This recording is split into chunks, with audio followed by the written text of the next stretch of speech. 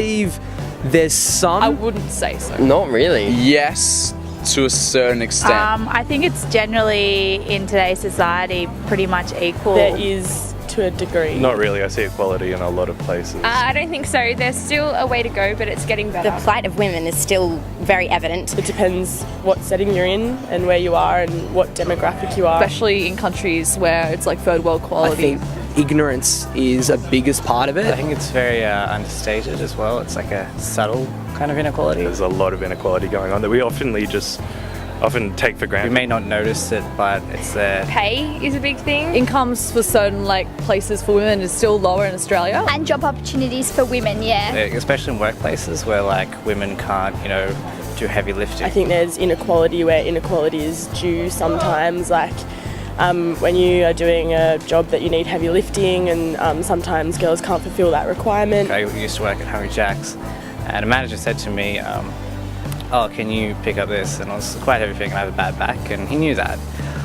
And there was women who were much stronger and taller than me, but they weren't asked. It was my responsibility just because I was the male there. I mean, they have gender equality rallies and people are still dickheads about it. I mean, especially the rape culture. Like that thing in France where the guy just exposed himself at an anti-rape rally. I mean, that kind of speaks for itself. I think it's unfair to some degree, the way that women are presented in media. I mean, if you look at just gossip magazines. There's a difference between the male celebrities and the female celebrities, I think. Kind of a lot of our society these days is structured around gender binaries. Girls are pretty and skinny and guys are big and tough. Which is basically just thinking of masculinity in one way and femininity in another way. I think there's also the expectation that women be both sexy but not a sexual being. Over-sexualized women and not really so for men. Our society is structured in such a way that we are kind of forced to conform to these ideals. I really think the media's just eat a rut. They just keep doing what they're doing, and I don't think they're ever going to change personally. Like the Snickers ad that just came out, I know there was a big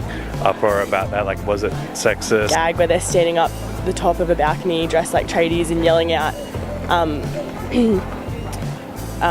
compliments kind of thing, positive reinforcement instead of catcalls. I thought it was going to be great to start off with. I was like, oh, this is lovely. It's portraying tradies in a different light. But basically what the ad's, I think, trying to say is that this is tradies when they're not themselves. Because you're not you when you're hungry, apparently. If you see me later tonight after I've had a Snickers, I probably won't act in this same way. It's it was empowering women and then it was derogatorizing men, which I guess is a complete reversal. I thought it was pretty funny. It's just a fair comment on how society is. I don't know, all the boys that I know that are construction workers, that's pretty much what they like. It's like being social commentary, basically. That's what satire is. It's just kind of wrong in a lot of ways. I guess it's just about developing everyone's capacity to empathize. People aren't educated enough about these things, and I feel like we've got a long way to go before there's any kind of equality on all of these kind of issues. I think we should be instead of like this, we should be like this, together, on top, conquering the world.